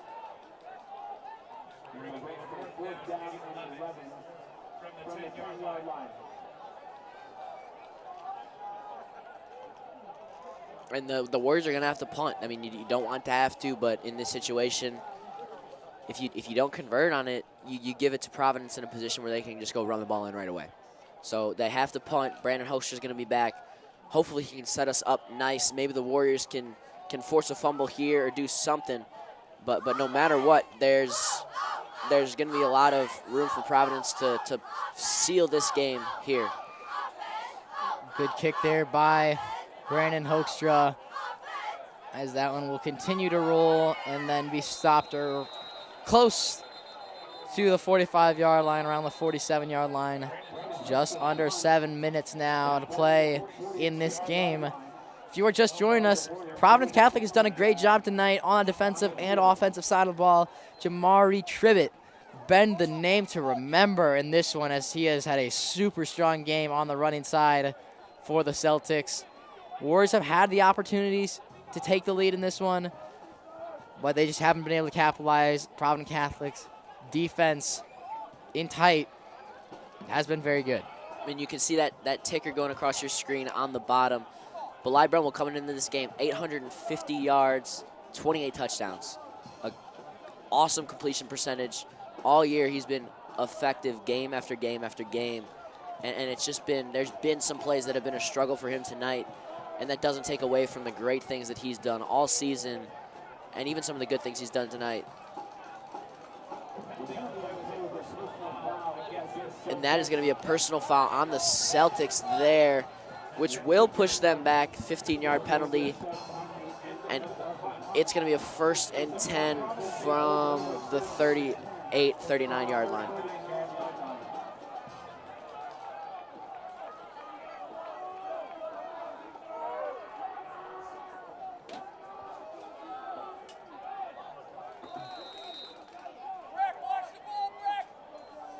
They pass it off to Jamari Tribbett once again. Gavin Padone will be able to wrap him up there. This doesn't look like they will be able to gain much yardage on that one.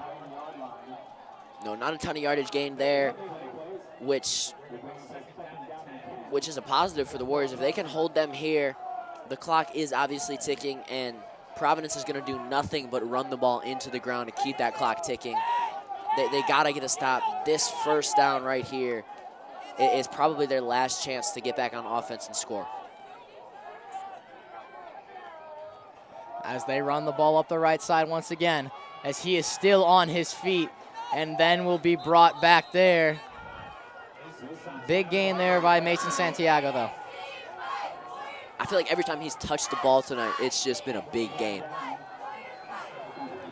And it's hard to judge, really, whether or not Amari Tribbett or Mason Santiago is the better running back, because even though Tribbett's got a lot more, and that ball is dropped, and Gavin Padone will knock him down. As Padone is shaken up a little bit.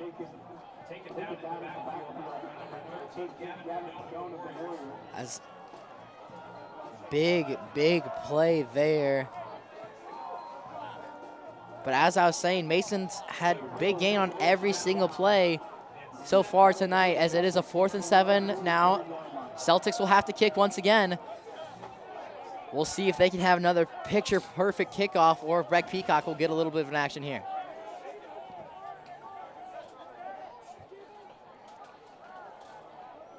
They kick it. Breck Peacock will not be able to touch that one. That one will roll in the Celtics' favor. And right around the 20-yard line, the Warriors will go back to work on offense as probably one of their last chances of the night. Yeah, going to be one of the last chances for the Warriors here. Probably their last chance to really have an opportunity to come back in this game and to tie it up. They got to get a quick score here, got to get a stop, and then another quick score. And it would be pretty impressive if the Warriors are able to do that here and pull that off.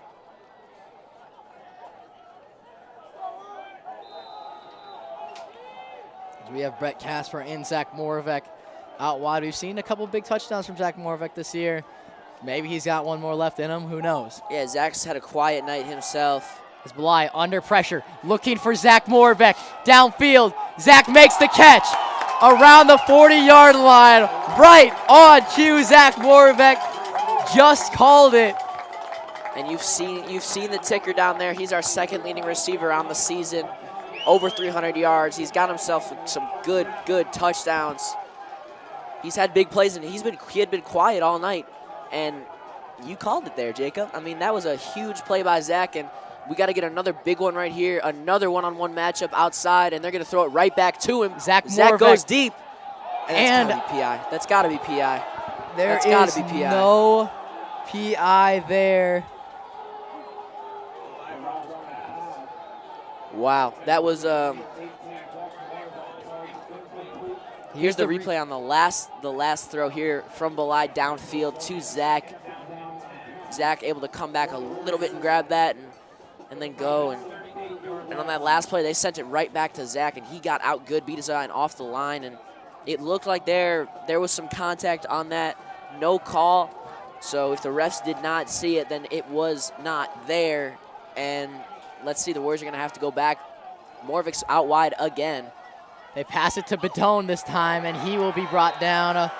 About a 3-yard gain, it looks like. And a big hit there by Providence. You can see the replay. Throws it to Badone coming across the middle, and he just gets lit up there by Providence. They're going to have to move quickly once again. Just about 4 minutes left here in the fourth, and just about 4 minutes left in the Warriors season if they can't do something here. Bly Brummel looks downfield once again to Zach Moravec, and it's just dropped.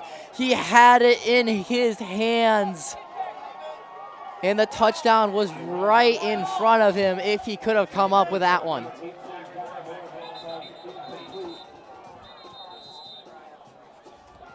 Is right there again.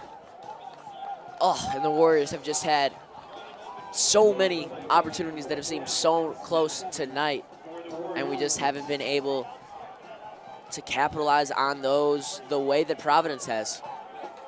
4th and 7 situation for the Warriors. They at least need a first down here. Otherwise, it will be another turnover. We got Zach Moravec out wide again.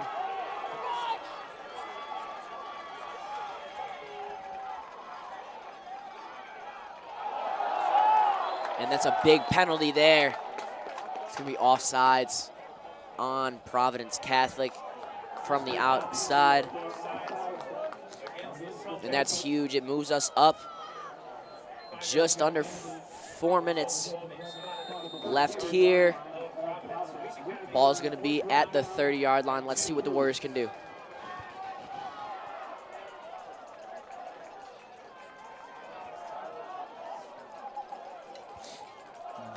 Big play here. One of the last chances in the Warriors season, as it is 4th and 2 here for the Warriors. Belai looks downfield to Breck Peacock.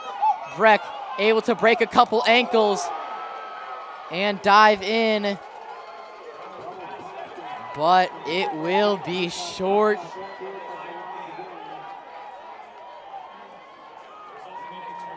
And it will be a turnover for the Celtics. And that turnover, that might have done it there tonight. Never say never. The Warriors can make a big play here this half. Or the Warriors can make a big play here this possession defensively. We will see. They're going to have to do it quick, though. Providence is going to do nothing but run the ball here.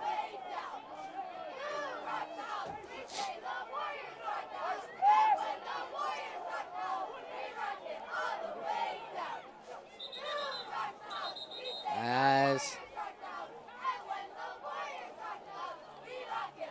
plays waved off there.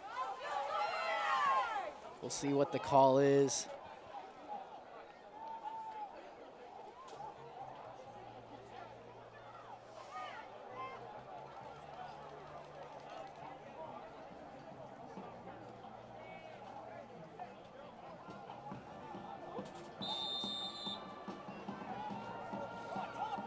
As you can see there on your screen, Nico Cepeda standing right next to Belai. Nico Cepeda and Belai are very good friends. Nico was a former football player. He played here last year. Not attending college this year as he has the year off, I believe. But yeah, as you can tell, Belai very emotionally. Could be one of the last games as there is a flag on the field. I believe it is against Providence Catholic.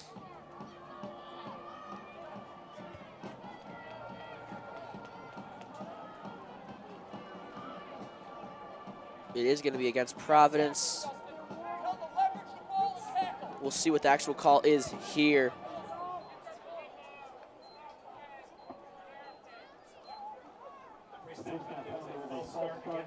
It is going to be a false start against the Celtics. That's going to push them back.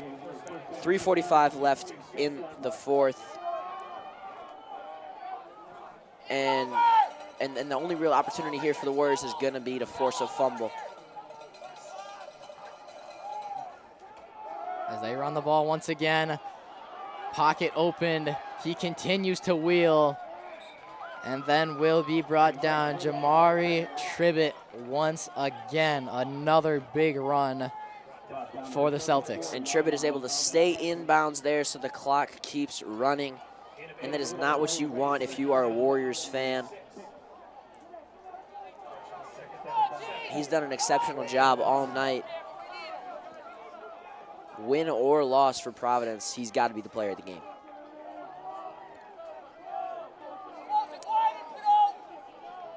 Clock keeps ticking down as it will strike the 3-minute mark left in this game. It looks like they will run the ball once again to Jamari Tribbett. He runs up the left side, and he continues to break free. And that is going to be just short of the first down. It looks like that'll be 3rd or 4th and inches coming here. And they give them the first down on that. First down is moved down the field. And with that, each play that goes by here just starts to set in for the Warriors, especially the seniors, that this might be their last high school football game.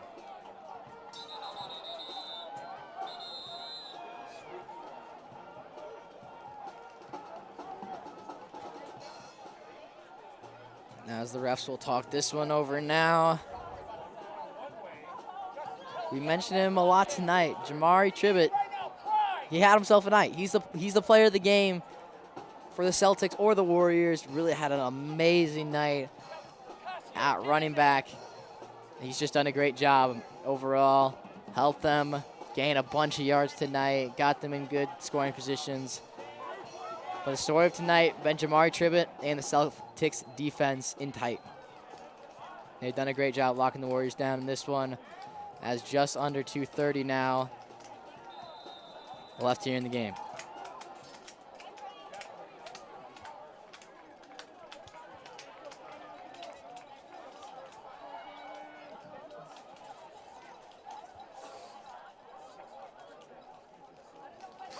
Providence is going to do the same thing, give it to Tribbett, and get out the way.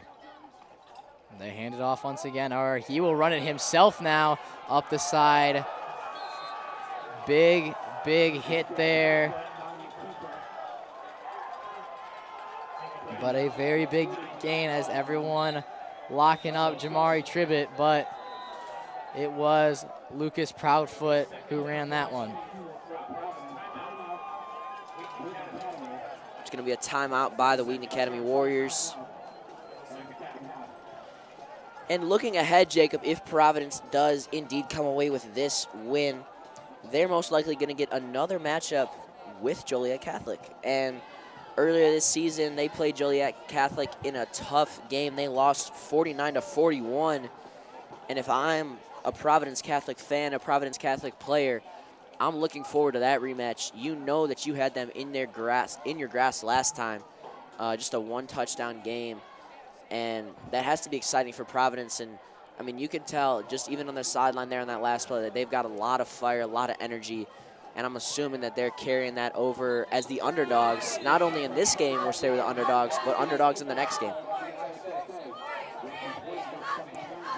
And we always like to recognize our student broadcast department here. Specifically, our sports broadcasting has won 2 Emmys over the last couple of years. The National Student Production Awards. We've come up with 2 Emmys, and that's been huge. The production team here at Wheaton Academy, it's such a blessing to be a part of it and to experience this and get to branch out. I never would have imagined myself being on a mic during a Friday Night Lights, and now we're up here every week doing it. So super grateful for that.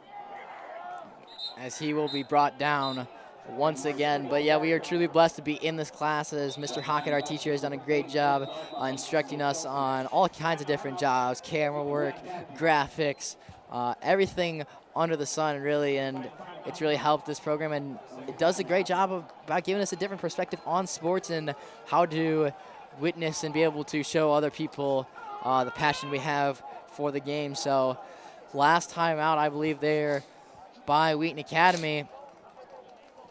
But yeah, truly blessed to be up here every single night. It's been a very fun season with you, Derek, up here on the mic. And as the seconds will tick away here, this last minute 46, it's going to be a tough and emotional one. for the Warriors. There's a lot of seniors on this team that have had an impact for a long, long time.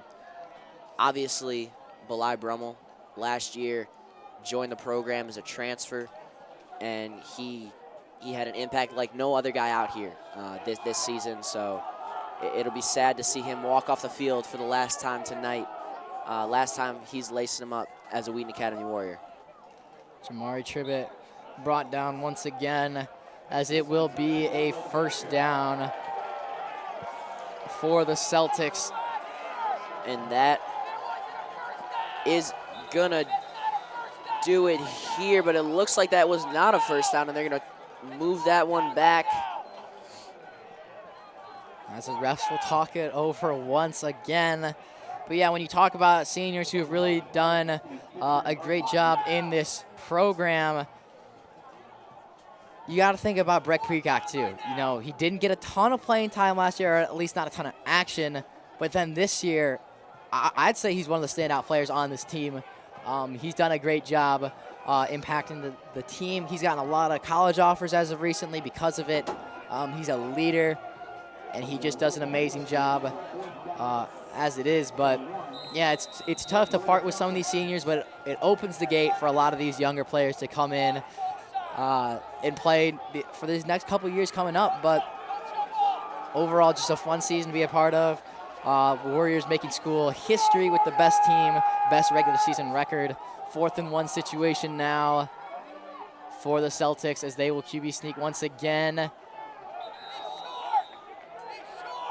As it looks like it might be short once again. We will see what the call is. It's going to be close. Let's see where they place it.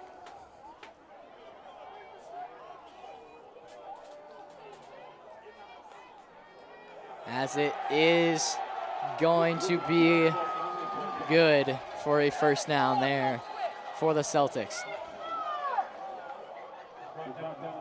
And that is probably sealing the deal here in this game. Providence will take a knee, and they will take the win in the first round of the IHSA 4A state tournament, as they will go on to face Joliet Catholic in the second round. That'll be a big matchup. And yeah, it's going to be tough to see these seniors walk off the field today.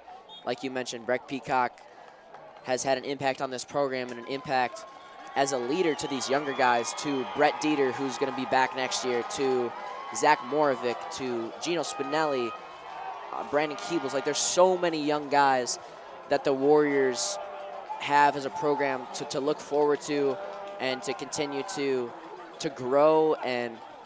But we're losing Gavin Padone. We're losing Jared Jower, our best lineman on both sides of the ball. Breck Peacock, Belai Brummel, Jalen Whitaker. There's a lot of impact players that will be lost and will be missed. As we can see, Breck Peacock and Belai Brummel embracing each other there.